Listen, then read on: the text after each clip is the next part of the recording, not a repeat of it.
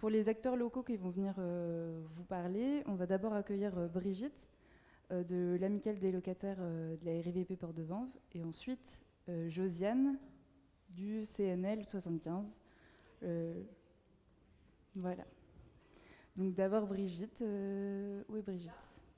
Si tu veux venir discuter d'ici. Oui. Le micro.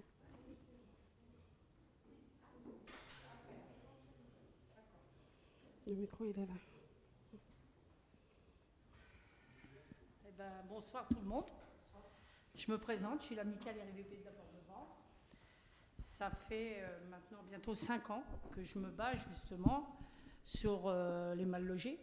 C'est-à-dire qu'on a des appartements qui sont corrects, mais beaucoup d'appartements qui sont humides, moisissures et autres, qui a occasionné sur la santé des locataires, sur le cadre de vie qui est inexistant.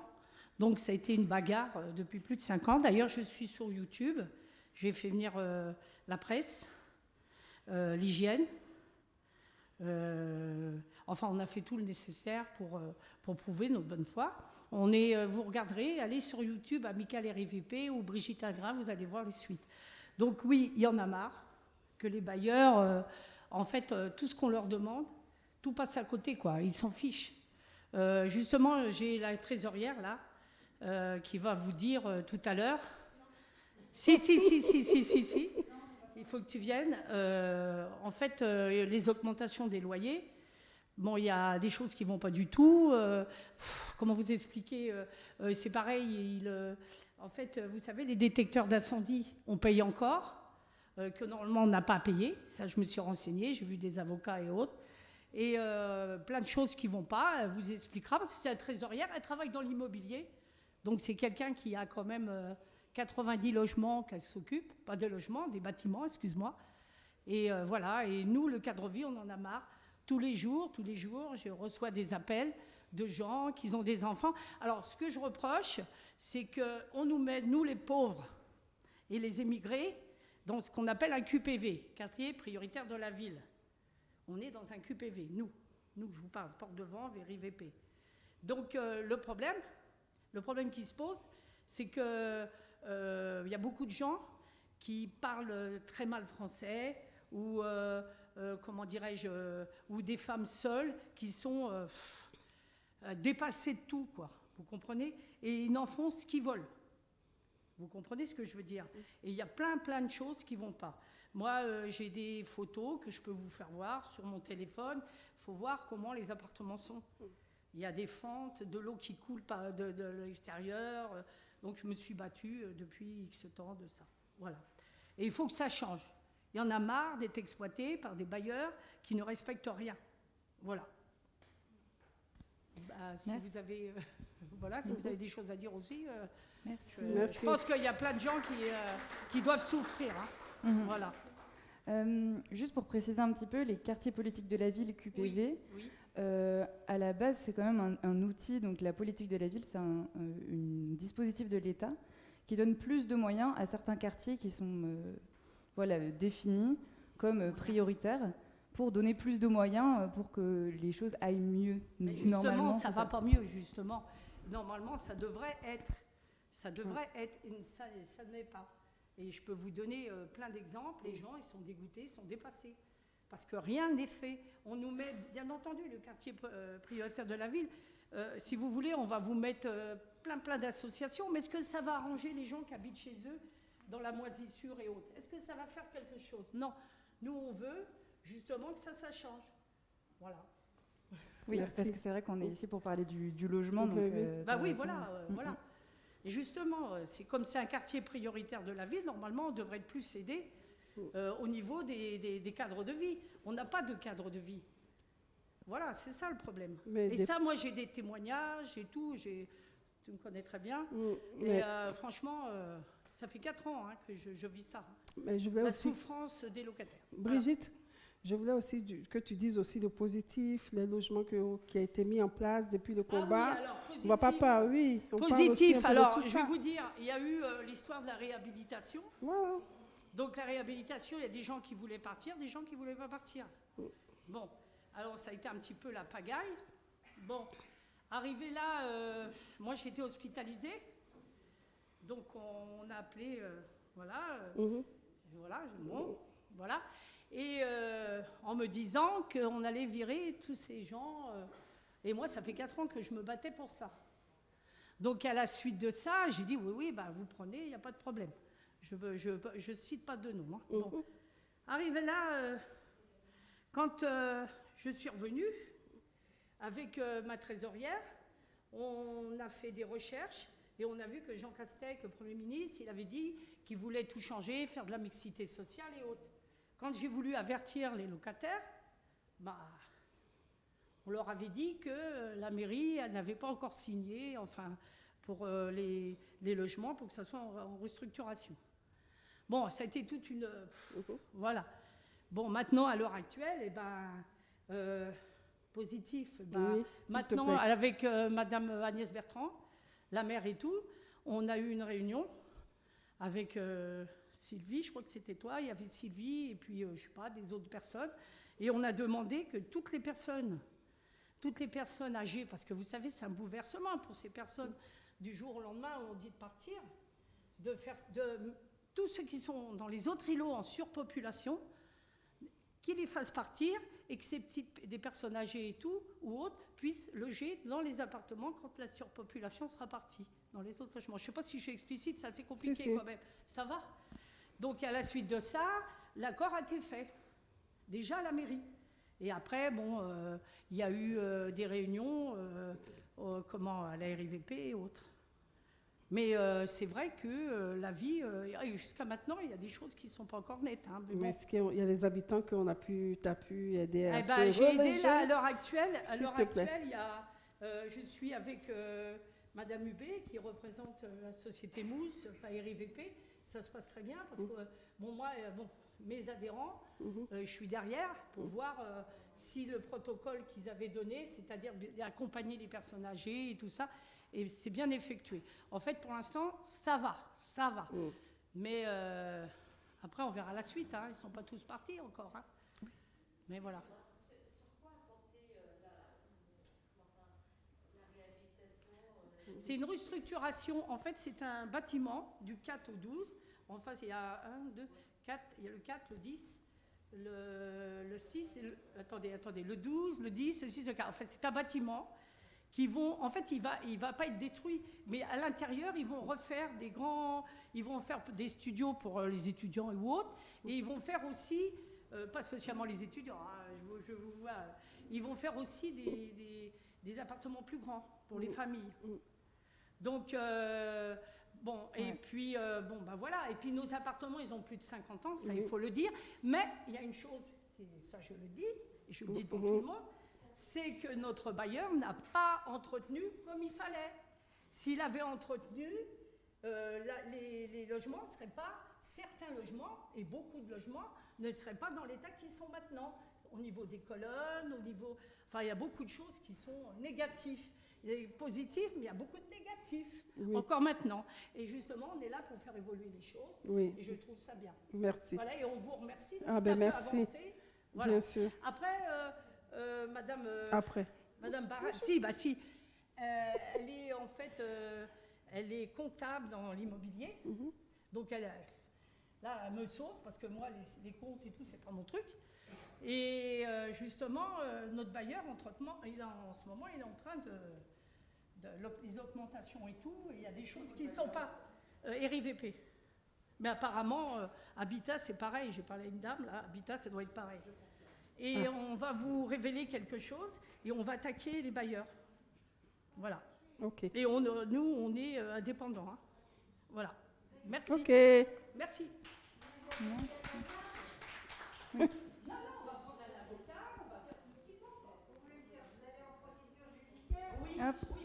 Oui, mais de toute façon, ce qu'on va révéler, je pense qu'il y a des gens qui veulent savoir, ce qu'on va révéler, c'est sûr que les autres, ils vont nous suivre. Hein.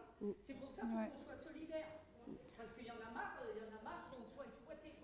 Voilà.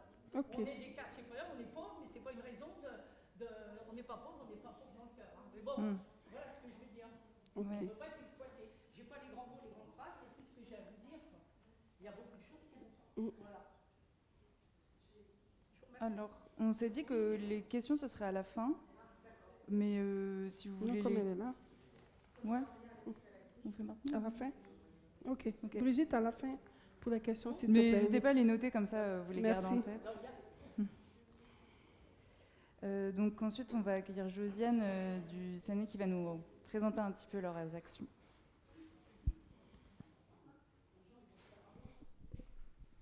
Bonsoir tout le monde. Moi, j'interviens en tant qu'acteur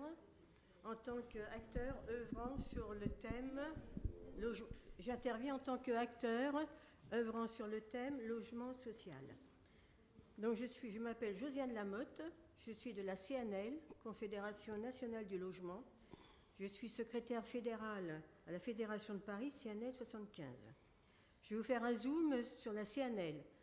Le CNL, Confédération nationale du logement, qui a été créée en 1916, c'est-à-dire il y a plus de 100 ans. C'est une association qui a été créée selon la loi 1901 à but non lucratif, et c'est la première association nationale. La CNL a pour but de défendre les droits et les intérêts des habitants, que ce soit les locataires du privé ou du public, ainsi que les copropriétaires. La CNL est reconnue nationalement pour ses valeurs, ses actions, ses engagements et ses résultats. Notre expérience est incontestable. La CNL œuvre également dans le domaine de la consommation, l'eau, les énergies, le téléphone, les services publics, etc. La CNL est une organisation confédérée. Elle est composée de fédérations, d'amicales et d'adhérents. Les fédérations sont constituées par département et rattachées à la Confédération CNL. Les amicales CNL sont rattachées à leur fédération qui regroupe des adhérents. Les adhérents sont la force et l'efficacité de la CNL. Ils constituent le socle de notre organisation. Alors, les principales actions de la CNL par leur fédération en liaison avec les amicales. Les charges locatives, les réparations locatives, les travaux de rénovation, de réhabilitation, notamment les travaux énergétiques, les travaux d'entretien courant, les impayés de loyer, les relations entre les amicales et le bailleur, etc. Les fédérations CNL aident, conseillent, assistent les amicales auprès des bailleurs afin que ceux-ci respectent le droit des locataires, le devoir d'un bailleur et d'assurer le clos et le couvert des locataires. Je vais intervenir maintenant sur la Fédération du logement de Paris. Là, j'ai fait un zoom sur la CNL, c'est-à-dire notre confédération. Maintenant, j'interviens sur notre fédération à Paris, puisque nous sommes à Paris et que je fais moi-même partie de la CNL 75. Donc, la Fédération de Paris est rattachée à la CNL. Elle est composée essentiellement de bénévoles. 99% sont des bénévoles. Nous avons uniquement 3 salariés, dont une juriste à temps plein. Nous sommes également affiliés à un cabinet d'avocats qui est partenaire à la CNL et qui connaît très très bien le domaine du logement, sur lequel nous avons eu beaucoup de résultats, vraiment de résultats auprès de ce cabinet d'avocats. Je reviens sur nous avons un juriste aussi qui assure des permanences. Et ces 3 salariés sont des CDD. Nous embauchons de temps en temps des CDD, pardon, c'est des CDI, j'ai dit, c'est des CDI. Nous embauchons de temps en temps des salariés en CDD pour des événements exceptionnels.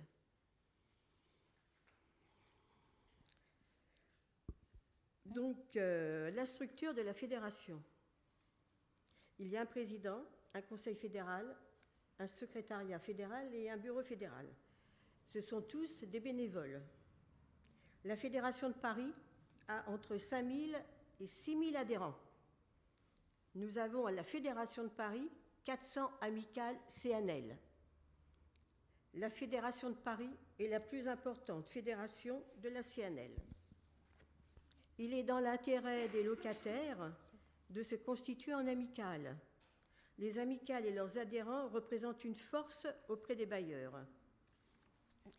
Je voudrais intervenir aussi sur les réhabilitations, parce que j'ai encore un troisième zoom, mais je voudrais intervenir sur les réhabilitations. Les réhabilitations en QPV, surtout, quartier politique de la ville, bien sûr, sont obligatoires. Je dois aussi intervenir en ce qui concerne les réhabilitations pour les logements en DPE, diagnostic de performance énergétique, en étiquette F et G. Les étiquettes F et G, il doit y avoir une réhabilitation thermique, je crois, en 2024-2025. Actuellement, les bailleurs font une priorité sur ces logements, sur ces résidences. J'insiste, si vous êtes amical, quelle que soit l'amicale,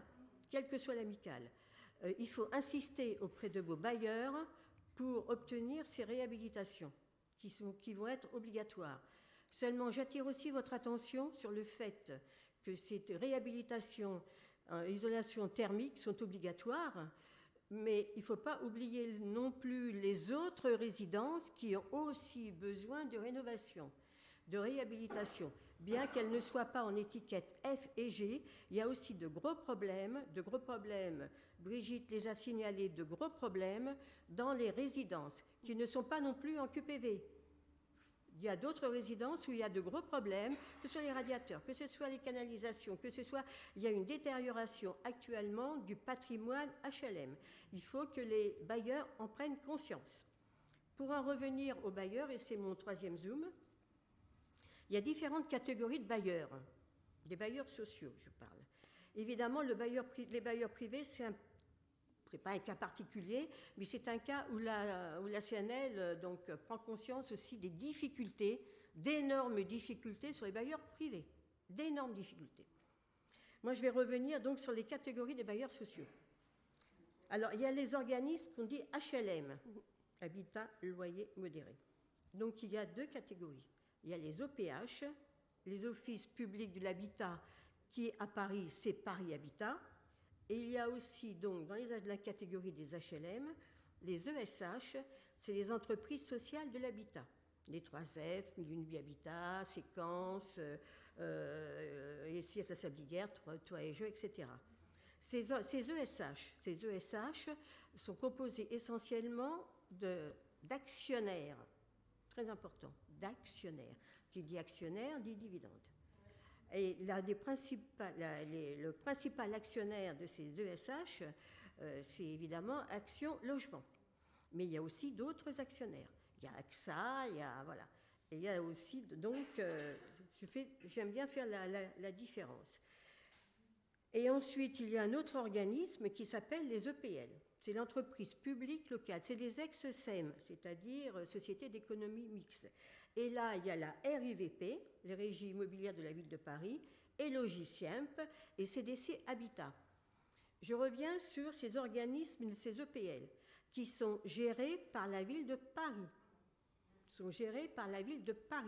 Contrairement aux ESH, qui sont gérés par des actionnaires, qui doivent obtenir évidemment ce qu'on appelle une CAF, une capacité d'autofinancement, c'est-à-dire un certain bénéfice. Il faut prévoir un bénéfice, contrairement aux OPH et aux organismes EPL. Voilà. C'est tout ce que je vais vous dire d'important.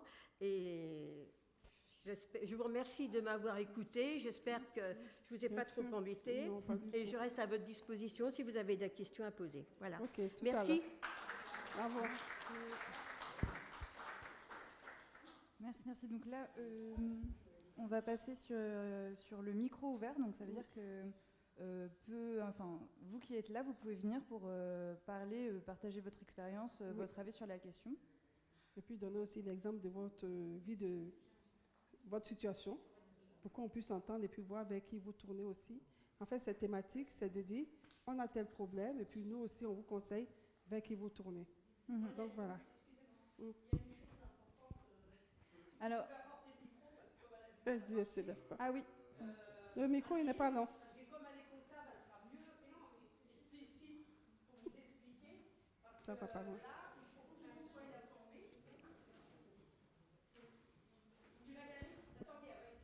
Ah, Ok. super. Oui, donc Ah oui, elle a mal à la chambre, j'ai oublié. Ah, mon Oui. micro, il est fermé. Donc en attendant, Si, si. alors ouais. En fait, juste pour rappeler un peu les règles, ouais, Voilà. Elle va le temps que la dame se lève ensuite, mais juste pour rappeler Non, les non. règles, ouais. Ah oui, super. Oui. Les règles du micro ouvert, donc ce serait de rester dans le thème et de pas faire trop long. Le thème, c'est. Ah, vous partez? Attendez, on va voir. Bon, madame, c'est possible de poser des questions après, hein?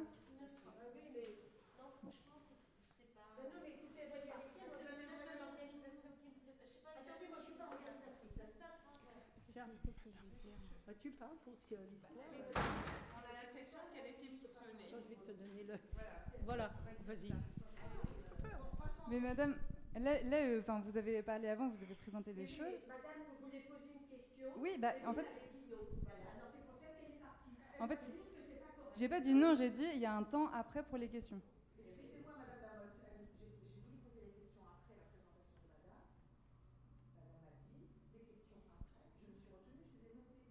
Donc il y a aussi des règles du jeu à respecter. Et Attendez, mais moi je ne suis pas l'organisatrice. Non, mais j'ai deux questions que j'avais C'est après les questions. Oui, oui. Je ne sais pas. respecte les règles du jeu. Vous nous excuserez. Nous, on est venus pour donner aussi des informations, on est indépendants. Et justement, madame qui est à côté, qui est trésorière chez moi, elle travaille dans l'immobilier, elle est trésorière. Non, mais oui, voilà. elle connaît Donc pas mal de on va choses. lui donner le micro. Voilà, et elle va vous expliquer ce que nous, on a trouvé et voir si on peut faire quelque chose. On est là pour faire avancer les choses, vous êtes d'accord? C'est ça. Donc, Donc on va donner le micro à la dame et ensuite le micro ouvert reviendra. Donc si vous voulez vous exprimer, ce sera ici. alors, vas-y. Bon, bah, bonsoir déjà. Donc, sur le chauffage, RIVP on a eu rendez-vous récemment. Ils nous ont déjà augmenté en 2022, début 2022, en nous disant bon, ben, que le chauffage va augmenter, hein, puisque le prix du gaz, etc. Ils nous ont dit aussi que le bouclier tarifaire ne suffirait pas à compenser toutes les dépenses, alors que si on en croit Elisabeth Borne du 14 septembre, elle a dit, alors selon le gouvernement, le gaz subit une hausse de 25 € par mois au lieu de 200 € par mois sans bouclier tarifaire.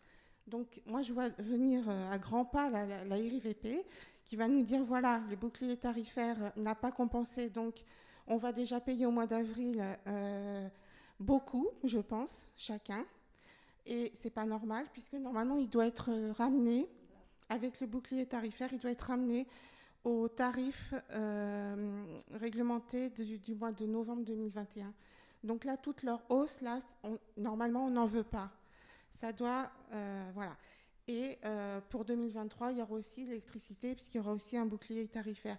Et on les voit venir, là, qui vont nous dire on va encore augmenter, et ça, c'est hors de question. Donc, qu'est-ce qu'on peut faire? Je ne sais pas. Est-ce qu'il faut se regrouper entre associations pour essayer d'obtenir des bailleurs le même tarif que 2021, que novembre 2021, là où ça avait augmenté de 15%. Voilà. Ça, je pense que ça peut être un thème de table On ronde. a l'article de loi, si vous le voulez. Là, Oui, super. En fait, comme après, il y a des tables rondes pour vraiment échanger et trouver des solutions, ça peut être une thème de table très intéressant pour en plus voir ensemble directement ce que vous pouvez faire. Hop. Est-ce qu'une autre personne voulait s'exprimer? Oui, oui. Alors, pour S'il vous plaît. madame, pour s'exprimer, c'est le mieux de S'il venir vous plaît. au micro, comme ça. S'il vous plaît. C'est pas forcément facile, mais c'est un exercice. Après, quand on y arrive, on est content.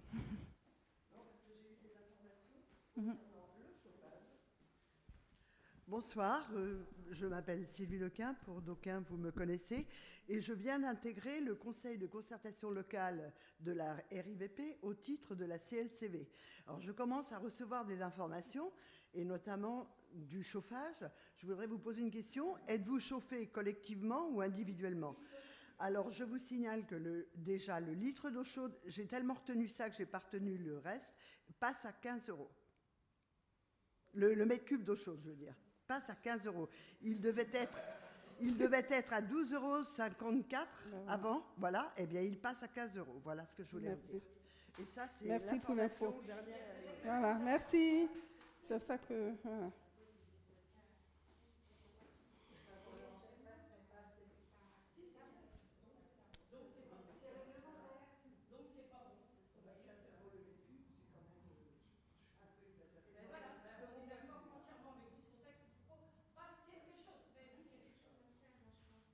Madame, à qui vous voulez adresser la question, s'il vous plaît?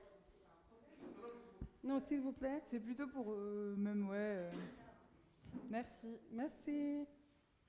Alors, j'avais une première question qui était en ce qui... Pardon. Oui, je pense que ça veut aller. Ma première question, c'était par rapport à votre dépôt de plainte, donc un dossier concernant cette dénonciation de charges. Vous êtes adhérente à une confédération, que ce soit... Ah non, vous êtes complètement autonome. Et vous avez évalué les coûts de ce recours ? Non, mais on va le faire. Oui. Mais si on était liés tous ensemble, c'est-à-dire Habitat, de toute façon, les bailleurs sociaux, ils font la même chose partout. D'accord. Donc nous, il faut qu'on se mette ensemble pour faire évoluer et dire non. Parce que là, c'est... Oui, j'ai bien compris la démarche, mais moi, ce que j'essaye de comprendre, je suis aussi présidente d'une autre association de locataires dans le secteur Montsouris-Darro. Et il est vrai que l'adhésion de nos adhérents, elle est très faible et on ne se voit pas sans avoir adhéré à soit la CNL, soit la CLCV, soit une autre, peu importe, à apporter un dossier au niveau des tribunaux parce que ça coûte relativement cher. Maintenant, si vous avez un avocat, vous pouvez les payer, c'est très bien, j'en suis ravie pour vous et je vous souhaite bon courage. Par contre, par rapport, quel est le lien entre le quartier politique de la ville avec les aides? Quelles sont les aides apportées par cette forme de quartier de la ville que l'on apporte au logement? Sur quelle thématique? Est-ce qu'on les met sur la partie associative, création d'animation culturelle, ou est-ce que c'est vraiment orienté sur la RVP ou un autre bailleur? Parce que j'ai l'impression que le quartier politique de la ville, ce sont des actions qui sont bien déterminées, voilà.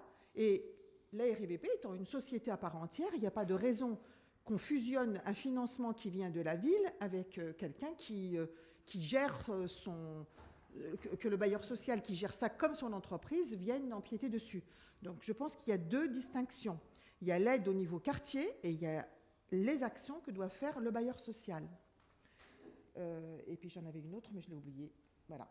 Ah oui, concernant l'augmentation, nous, on n'a pas cette ligne de chauffage collectif puisqu'on est en chauffage individuel, mais dans l'avis d'échéance que nous avons reçu en janvier 2022, on n'a rien que pour les charges d'allumage, d'éclairage dans la cour et des escaliers, on a eu une augmentation de 3,6%, mais qui a été justifiée justement par cette hausse d'énergie. Et voilà, donc si ça peut aider à éclairer. Ok. Voilà. Merci. Merci. Est-ce que, madame, vous voulez répondre? Vous voulez répondre aux questions?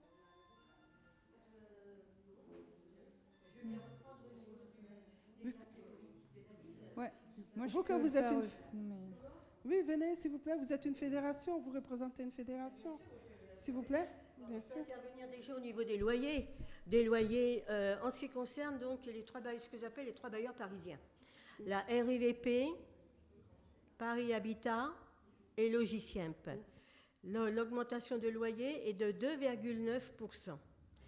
La différence avec les ESH, que j'ai dit tout à l'heure, entreprise sociale de l'habitat. Les loyers sont de 3,5%. Voilà, donc il y a quand même une différence. Bon, moi, je fais partie donc d'un bailleur ESH dont le principal actionnaire, plus de 88% d'actions, c'est AXA. Bon, 3,5, pour eux, c'était même pas assez. Hein. Alors, voilà. Donc, c'était juste pour faire une petite mise au point. Que RIVP, les 3 bailleurs parisiens, moi j'appelle ça les 3 bailleurs parisiens, parce que c'est les bailleurs qui sont gérés par la ville de Paris. Non, je parle du loyer. Non, attendez, non, moi je parle du loyer de base. Les charges, je ne peux pas puisque c'est par résidence. Et je ne connais pas suffisamment tous vos bailleurs. Moi je connais le mien, mais les charges, c'est strictement par résidence. Et c'est la raison pour laquelle je suis intervenue tout à l'heure pour préciser que dans les résidences, il faut à tout prix une amicale pour les charges. Pour les charges. Pour contrôler les charges, que ce soit les provisions de charges. C'est très important, les provisions de charges. Sachez que c'est une avance de trésorerie et que c'est une avance de trésorerie pour le bailleur. Donc, la plupart du temps, le bailleur, donc, il gonfle les charges. Alors, évidemment, les locataires sont tout contents au moment de la régularisation des charges parce qu'ils ont une régularisation, un solde de créditeur très important. Il y en a qui me disent, oh ben, vous vous rendez compte, il y en a qui c'est 1 mois ou 2 mois de loyer. Ben oui, mais 1 mois ou 2 mois de loyer, c'est ce qui a fructifié. Je parle encore des ESH, de l'argent qui était fructifié par le bailleur. Donc ça, c'est pas tout à fait normal. Donc il vaut mieux payer un peu moins la quittance de loyer. Je parle de la quittance de loyer, c'est-à-dire le loyer de base plus les charges, c'est-à-dire moins.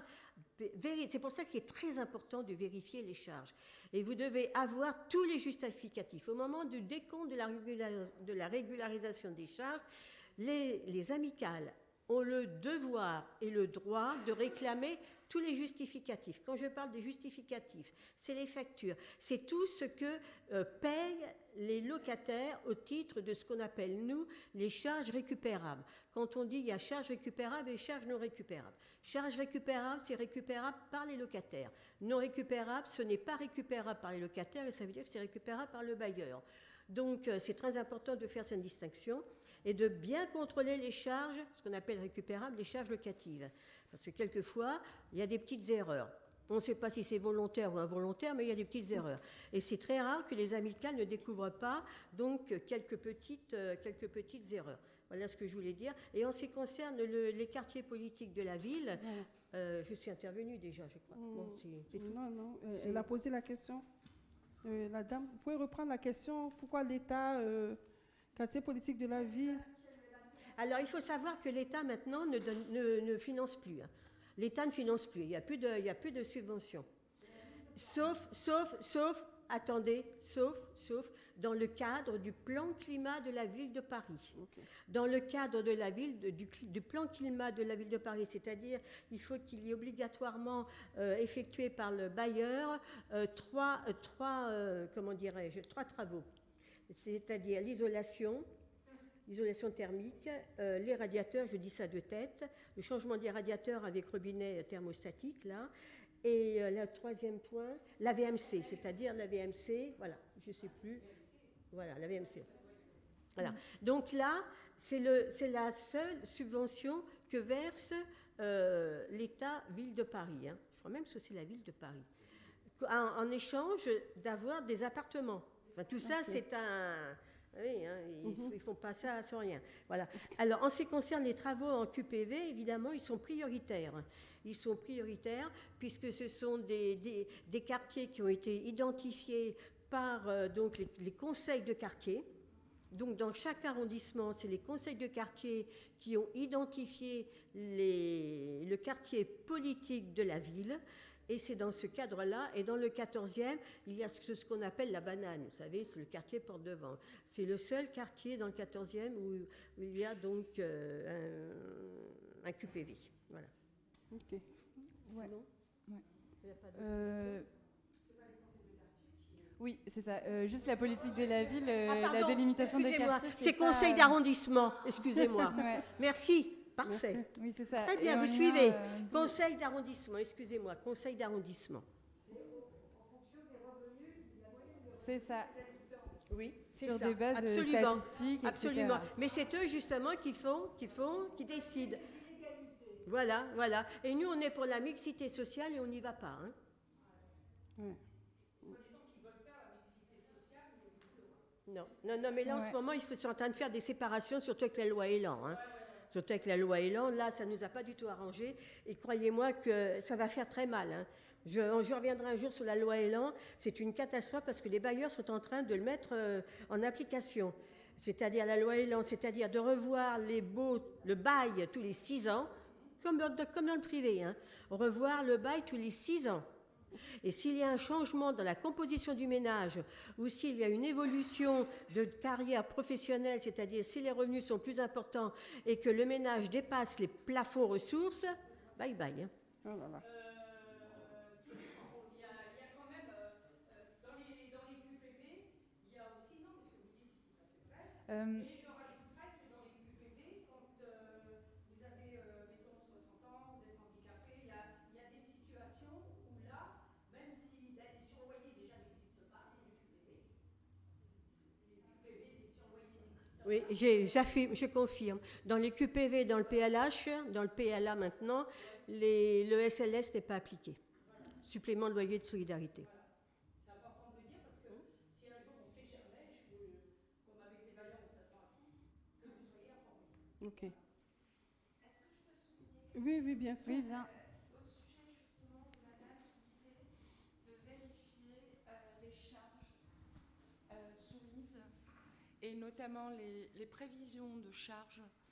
Je me présente, Katia Smaili.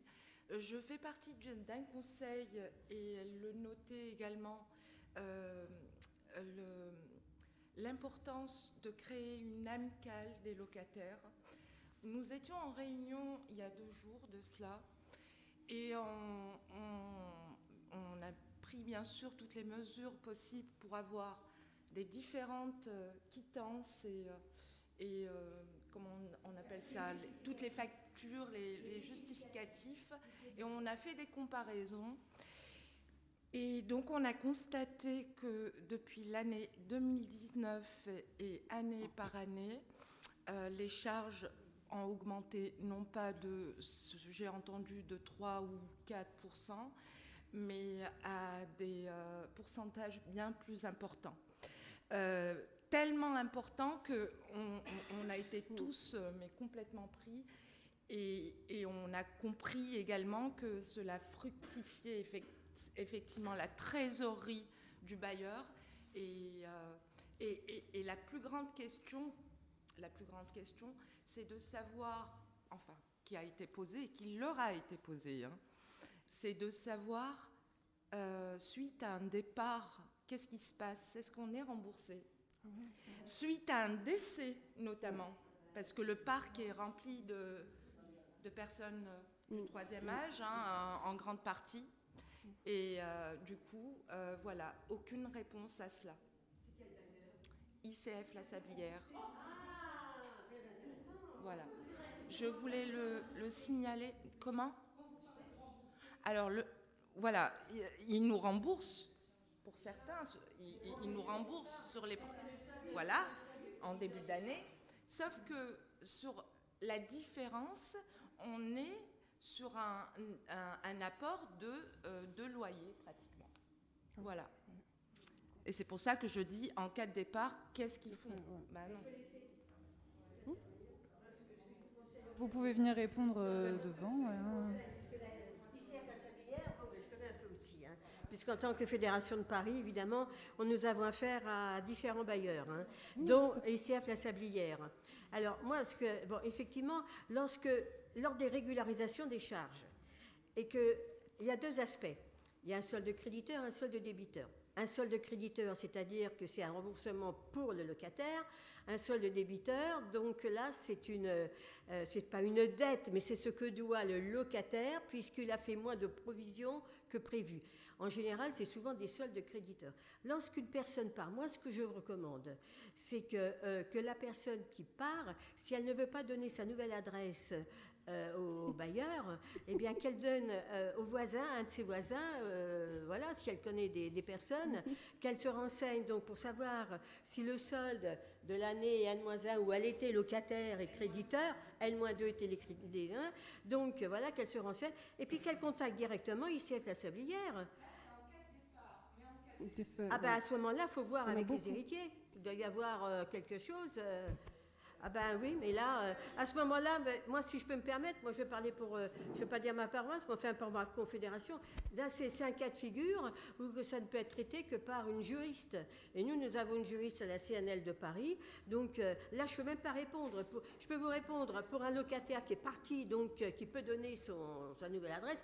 Mais en cas de décès, c'est vraiment du juridique. Et moi, je ne suis pas compétente. Je vous dis franchement, hein, je vous dis ce que je sais, mais ce que je ne sais pas, là, je ne suis pas suffisamment compétente. Et là, c'est plutôt du domaine d'un juriste qui se connaît bien, qui connaît bien dans le... Vous êtes une association, non?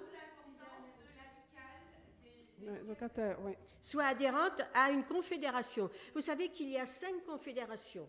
Les 5 confédérations nationales. Il y a la CNL, la CGL, la CLCV, la CSF et la CFOC.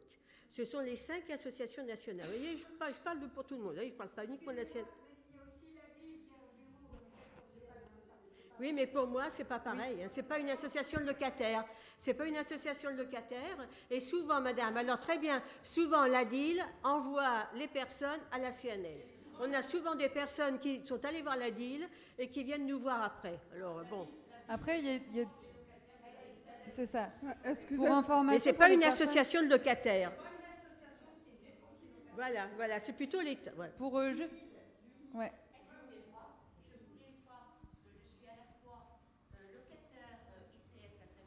Ah, vous aussi? Et aussi membre de la CNL. Mais oui. Vous êtes madame? Alors, vous pouvez changer... ouais. Ah, enchantée, oui. Donc, je voulais parler justement au niveau... Vous êtes de la CNL? Non, moi, je fais partie de... Non, je fais partie de la CNL maintenant à titre particulier. Ah parce bon? que justement, l'association, si vous voulez, qui est présente dans notre immeuble et que j'ai... Vous habitez où? Au 11 et 15 Poly. Ah, Monsieur Marquilly.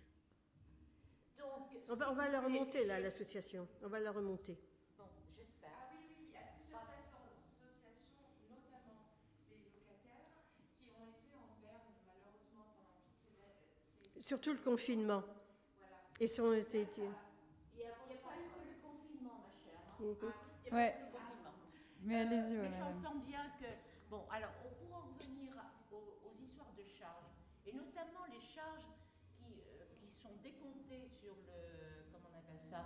Sur le décompte que fait la... Non, c'est le décompte des charges envoyé aux locataires. Vous avez le décompte de toutes les charges qui sont... De la résidence.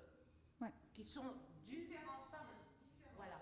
Il n'y a Oui, c'est qu'une par partie rubrique. des On va charges laisser qui sont finalement. personnelles, sur lesquelles éventuellement... La consommation d'eau. Voilà, la consommation d'eau. Pour le reste, quand on voit, parce que l'eau personnelle, parce que en ce qui concerne l'eau qui, moi j'ai vu où j'habite, le 4e sous-sol, le 2e niveau du 4e sous-sol, complètement inondé pendant 3 semaines, 1 mois, tout ça par une fuite d'eau potable. Oui. D'eau potable. Oui, c'est d'Aubaine. Voilà. Et donc, si vous voulez, alors ça, on peut difficilement après. Ah, si, vous estimer. pouvez. Ah bah, Enfin, on peut. avec les factures, vous pouvez voir les hausses de consommation et demander une justification au bailleur pour connaître les raisons pour lesquelles il y a une hausse. Ça peut être des fuites d'eau, ça peut être... Josiane, vous savez, mais vous oui, avez fait un contrôle. mais oui, je me suis occupée de votre amicale. Tout à fait. Je peux vous Mesdames, dire- Excusez-nous. Mesdames, ouais. Pas, En fait, va y avoir, donc, comme on le disait précédemment, va y avoir des tables rondes après qui vont... Attendez. Va y avoir des tables rondes après qui vont permettre les échanges en fait avec plus la CNL, plus l'amicale. Donc peut-être que vraiment les questions spécifiques sur des situations, etc., ce sera pour après. Et là, on a compris, je pense... Ouais.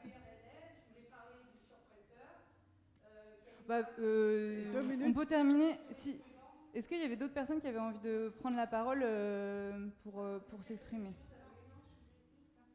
Il y a des faux d'entretien de façon générale. Ouais. Bah, c'est une question. Ouais. Général ou Vas-y. qui peut être... Mais si on s'exprime, c'est ici, ouais. Bonsoir à tous, je m'appelle Yamina, je suis habitante du 15e, mais je suis présidente de l'association dans le 14e arrondissement.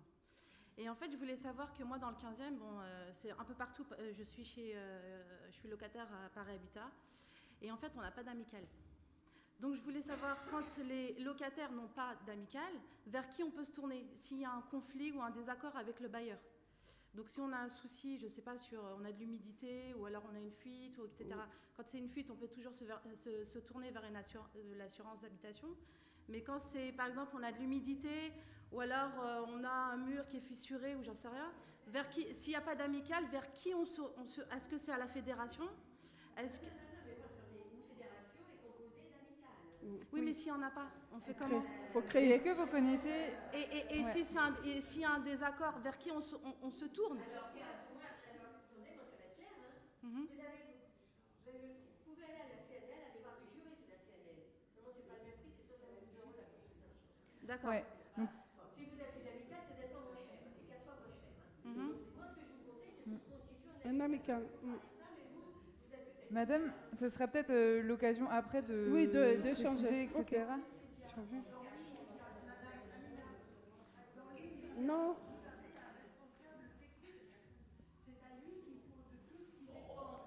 C'est le gardien. Peut-être que vous avez une fuite. C'est le gardien. Mais le gardien, si on va le voir et qu'on lui dit on a un souci, il va nous dire bon, il faut aérer. Ou alors c'est parce que vous êtes seul dans l'appartement. Hmm. Oui. C'est lui qui gère tous les problèmes du quotidien. Alors moi, je vais vous donner mon exemple. Ça fait 17 ans, ça va faire 18 ans que j'habite dans le 15e, rue Bartholomé vers Brancion. Ça fait 18 ans. J'ai de l'humidité depuis 18 ans. Ça fait 18 ans que je réclame de changer d'appartement ou qu'ils me font... Alors, j'ai autre chose pour vous. Le médiateur de la ville. Voilà. Ouais. Vous écrivez déjà, vous envoyez une lettre recommandée à votre bailleur. Si sous les 8 jours, la lettre recommandée n'a pas de réponse, directement au Médiateur, oui. vous avez dans le 15e à la Mairie.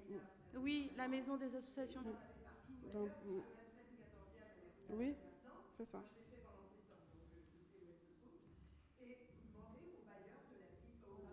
Médiateur.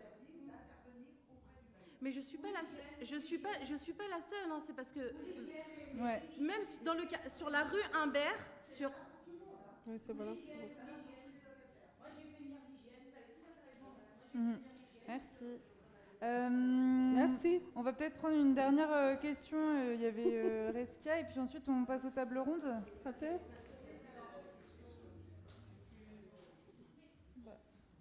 Mais En fait, après, normalement, il y a des tables rondes où les personnes peuvent venir échanger avec vous, justement. Oui, justement, vous n'aviez oui. pas compris ça? L'objectif, quand on vous a fait venir, c'est pour... Vous partez avec vos collègues? Est-ce qu'il y a une obligation du bailleur à transmettre les justificatifs de charges, de dépenses à une amicale? C'est uniquement aux amicales. Les amicales ont 3 ans pour contrôler. Alors, ils peuvent contrôler à tout moment, les amicales.